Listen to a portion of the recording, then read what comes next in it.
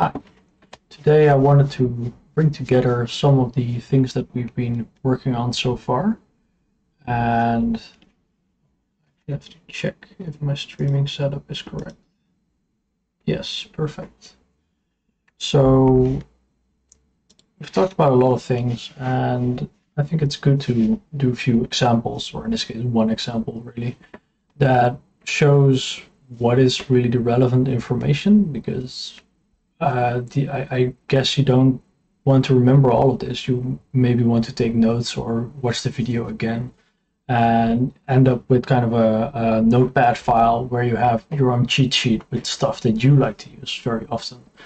And I hope by giving an example of what we've learned so far and what we can do with that is a little bit easier to manage, where you can maybe filter and also see demonstrated how you could use the knowledge that we've discussed so far. So I've got my notes on my second screen, and what I want to, I'll look over here to steal some of the code that I'm going to show. What I want to demonstrate is basically a tool which will randomize the translate and rotate and scale values of every selected object. So last time I did an align script where we go over every selected object, every attribute of that object, and we copy the value. And now I'm not going to copy the value from another object. We're going to randomize between a minimum and a maximum value. And that will show you how you can use, for example, lists to customize these minimum and maximum ranges. And it will hopefully show some more use of randomness and of the Maya translate and set attribute functions and all that.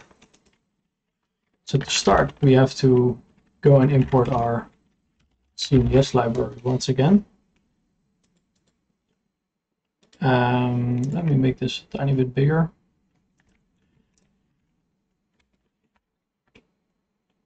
And I'm also gonna place some objects in the scene that we can randomize, and I'll just do a bunch of cubes. Just duplicate like 10 cubes over there, and we don't have to look at that yet. Step one will, as always, be getting the selection, and let be selected, and then iterating over them in a for loop. Selected object in the selected list of selected objects. We want to start interacting with them, and I guess what I can first do one attribute and keep it a little bit simple. So for every selected object, we will set the translate Y, for example. So now we need to build the attribute name, and if we change an attribute in Maya, you can actually see print out what the attribute name would be. And if we print our selected object name, we can also see what that would be. So we have the pcube component, and we want to add to that a dot translate x, and that is our attribute name. And then we can set that attribute by its attribute name and set it to a value, of course, and then they're all at 0.1. But now we can also import random, and then we can set it to random.random, which is going to be a random value between 0 and 1. We run all that.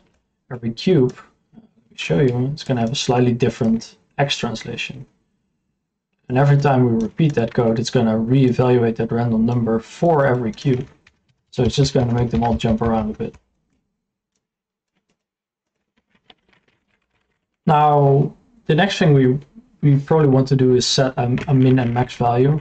But I'm actually going to build a more complex setup. So I will have my min values and my max values, and they will be the min and max of all of these attributes.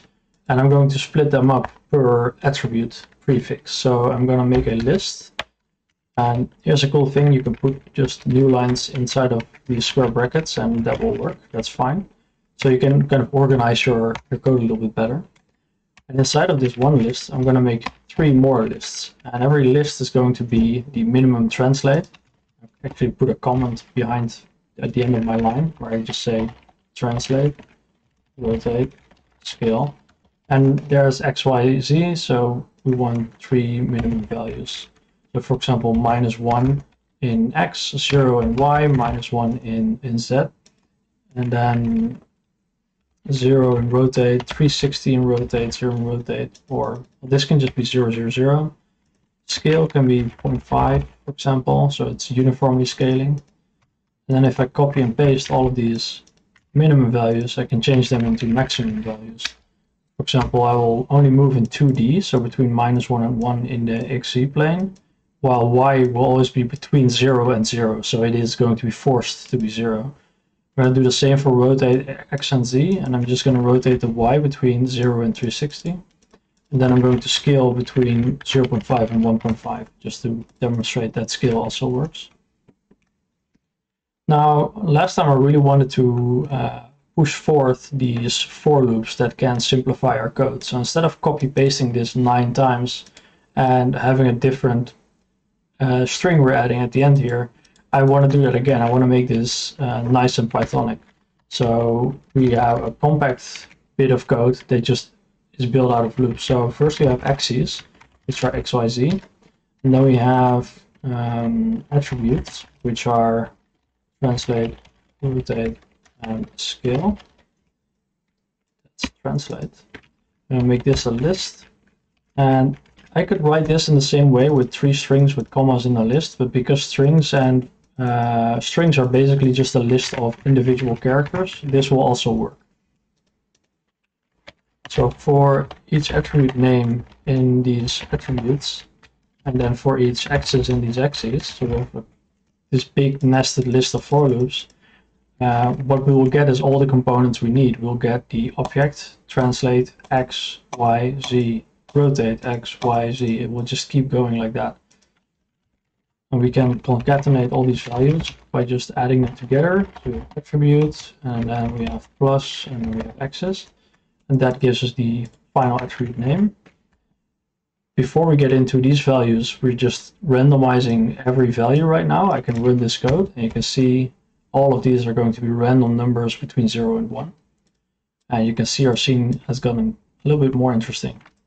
And we can rerun that code over and over again and get all these kind of cool shapes, but not really what we want. So now I'm going to apply this min and max, and for that we have to do a little bit of math. And I personally find that solving these mathematical problems can sometimes be kind of difficult to figure out how do you solve this one case where I have a number between 0 and 1, but I want a number between a min and a max variable. My advice is to just try and make a separate Python file where you put these snippets in so that you can refer to it later and don't have to reinvent the wheel the whole time. So I'm just going to show you how to do it. I don't really know how to intuitively explain it to you, but what you do to get a min and max is you get a random value, and from that random value you multiply it with the difference between the maximum and the minimum, and the difference you get by getting the max minus the min, and then you add the min in the end. And that is our updated random value that's now between a minimum and a maximum, and I can set that. And this is just, you know, get a random number between a min and a max. It's something super useful to have at hand, but there's no reason to remember it, or if you don't understand how that works, that this is no problem. You don't need to know this. You just need to learn how to use it. Just like we're using the random value function and we're using all these Maya commands, this is just another command that you could use. That being said, I'm now accessing the 0th element of the max values array, and then that is this one, and then the 0th element of that value, so that is this one. And of course we want to use the right value at the right time. And for that we have enumerate, which is a function I introduced last time. And what enumerate does is it not only loops over the attributes, but it also keeps track of which number it is, which index that would be. So this is the attribute ID, and this is the access ID, and I enumerate both of these. And just to recap real quick, I'm going to write a short for loop for access and axes, print access. So this is how you get the axes, and then if you add enumerate, you have the attribute ID axes. You can print them separately. And now you see we have 0 and x, and we have 1 and y with 2 and z. That's just enumerate is going to fill out 2 variables for us. I think I talked about this, I'm not 100% sure, but just to illustrate also that this is, just to reiterate at least, this is how you get 2 variables if you know that you're going to get 2 values. So I could say data for each data in enumerate, and if I print the data, what I get is these pairs of 0 and x and 1 and y and 2 and z. So because I know that these are 2 values, I can sort of unpack that data. So I can say the index and the value equals data. And what that does is Python is going to see like, okay, you have 2 new variable names and you want them to have the values that are in data in the same order. It's the same as saying index equals data 0, value equals data 1. This is the same as this. And because you can always kind of substitute variables with code and vice versa, we can just put this right here. We don't have to bother with any of this. We just get the result from enumerate and we get it into 2 separate variables that we're free to use. Okay, that out of the way, let's fill in these access IDs, which are the second index. So every time we get a list of 3, we want to get the right access. And then we fill in the attribute ID, which are the first indices. And if we run all that, we should get our constraint randomization. You can see these objects, they are now randomly rotating between 0 and 360. Y is never moving because min and max y is 0, so it's constrained to 0. Same for rotate x and rotate z. And yeah, the scale is always between 0.5 and 1.5. So it's never that we get a super tiny object or anything like you would get with a 0 and 1.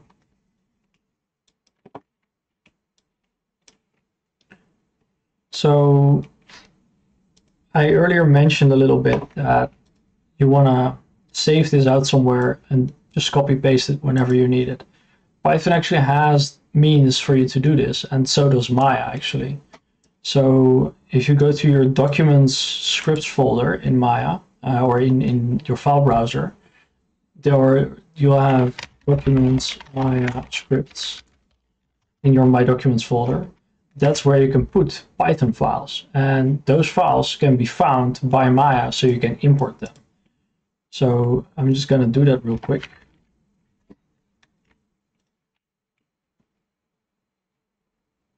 Let's see.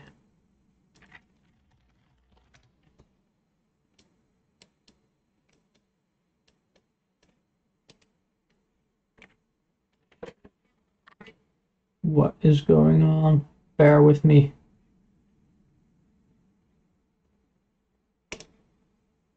Right.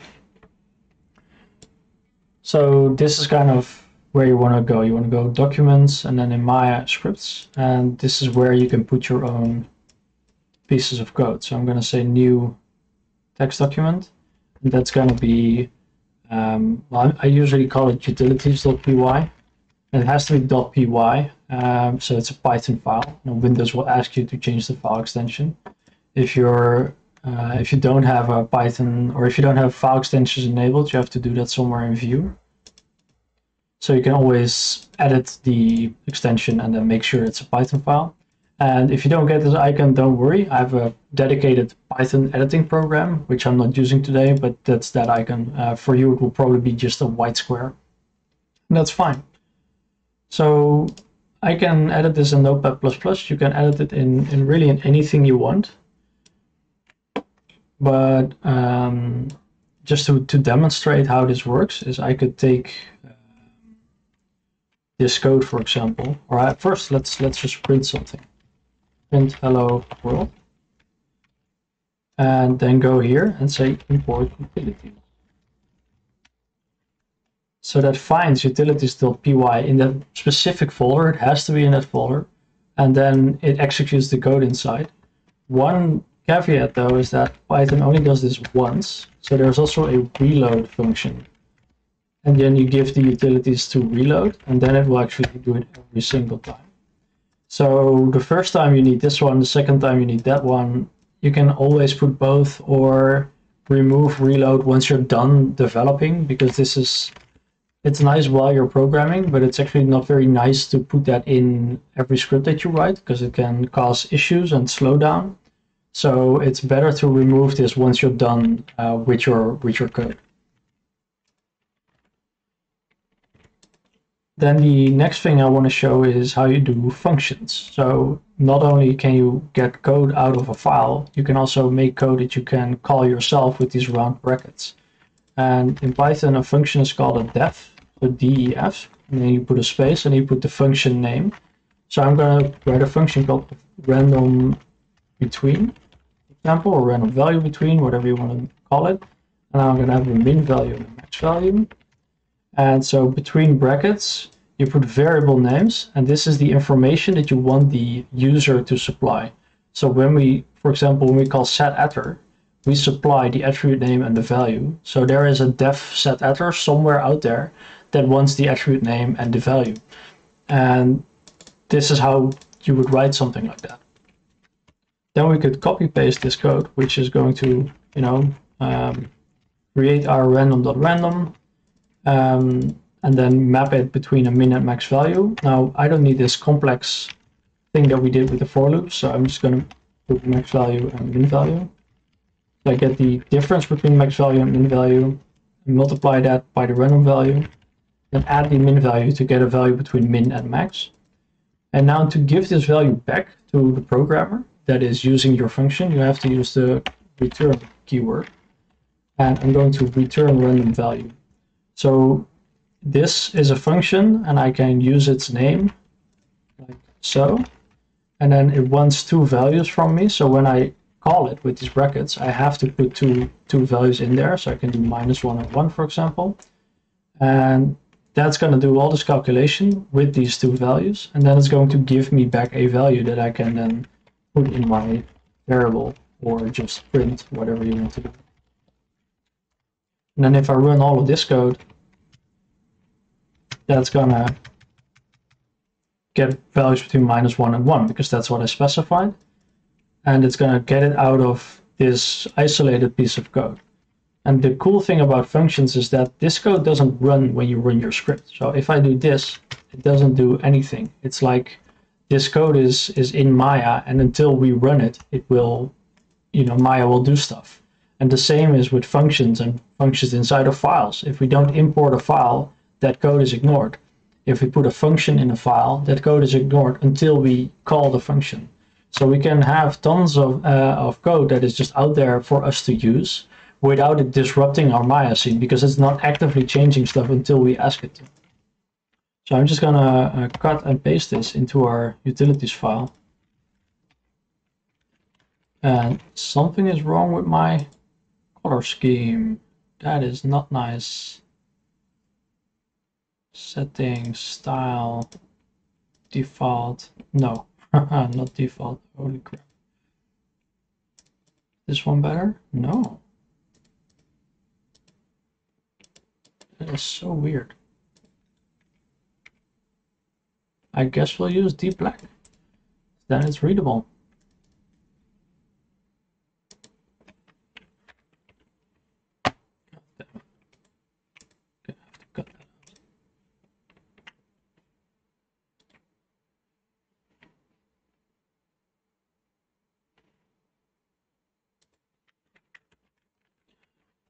So when our function, well, let's just do this again.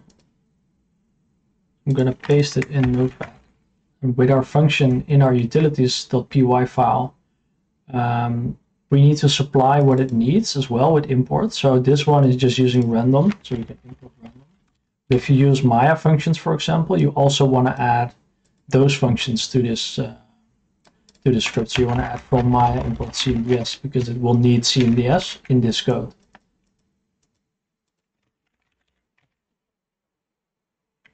But with this in the utilities file, we could import, or in this case, reload the utilities file. And now it is just like when you call random.random or cmds.ls, we can call utilities.randombetween.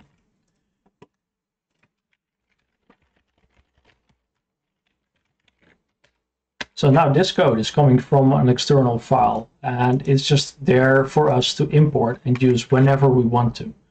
The only difficulty that you can sometimes have is keeping track of where all your files are. So if you're creating lots and lots of files, then I can recommend to get a better Python editor where you can have a file browser next to it with all your project files and a search function. So if you're looking for a random function that you can search all your files for functions with the word random in the name, for example. And I know Notepad++ actually has workspaces, so you could open your documents Maya script folder as a workspace and do all of that. I personally use a program called PyCharm. That's also highly recommended if you want to get deeper into Python, because it's a lot more advanced, especially if you do more complicated and larger programs and start getting into classes and object-oriented programming. It will be a super powerful tool to assist you. But for now, Notepad++, it's free and it can do what you need it to. And even then, if you don't have that many files, like this is utilities.py, anything can be put in here. It's not very descriptive, but I know I just need the one file in my script folder where I collect my Python scripts. And there's no reason to split this up until it gets unhandleable because it's so big and bloated. So for now, I recommend you just have one file. And also if you have this triple quote, you can create a comment. So if you put two triple quotes, you can write stuff in between. And I recommend making a kind of an index or a reference for yourself. So utilities contains random between given min and max number, returns a random number between those two values. And if you kind of keep track of what you've got in there, then you can open up this file and just at the top see all your utilities. And you don't have to go scrolling down, looking through your code. Once you've got like 50 functions in here, having an index can be super useful.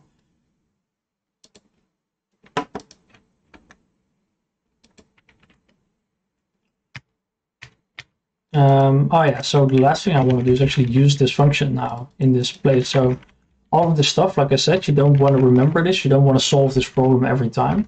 You just want to import utilities and get a random value between two other values. I was a little bit hasty. I want to keep my complicated indexing system where I have my min value first and then my max value second. That is going from this nested list and forwarding it to the utility function, which then gives us a random value. And then we can delete the old code and we have our new random value using a external file with an external function. And that's gonna essentially replace random for us. We just have less stuff to worry about, less code cluttering our script here.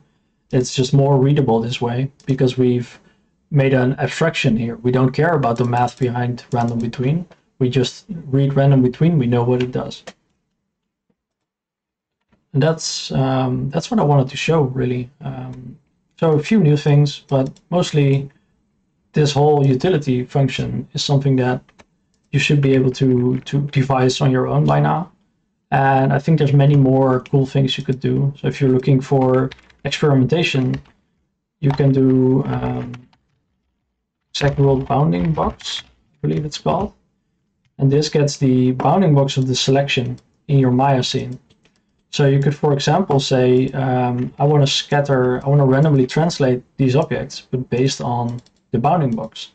So if I have this cube and I put the exact world bounding box of pcube1, I get like the minimum values and the maximum values that are the bounding box of this cube. So I should actually rotate it back to normal. Then it's the exact value, so it's the minimum corner and the maximum corner. So these three values and these three values are what you're going to get. And those could be perfect minimum and maximum translate values if you want to clutter or stack a bunch of cubes inside of a bigger cube. You want to scatter something on a floor plane or in a specific volume, then you can use this. And instead of having these settings to tweak in your script, you just use, for example, the first selected object and then select everything else. And then everything else is going to scatter inside of this box. And then you just get this bounding box and you replace these min and max values with these values. That's something you could try and experiment with. It might be a little bit of a challenge, but I think it will help you play with the Python syntax a little bit and understand it a little bit better. I might write this out and share a snippet later if you are looking to cheat, but I really recommend you get some practice in as well, because that's really how you get better at this. I cannot teach you how to, I cannot teach you to be good at Python. I can only give you the means to explore further. So I give you the basics, the syntax, some examples, the documentation. I'll try and help simplify the documentation, but I can never really help you click the logical components in your brain to just understand this or something. So you really have to sometimes work through it. And I recommend just spend half an hour, 1 hour every day writing something out. Even if it fails, you spend the time with the language and you get better and better at it as it becomes more intuitive to you.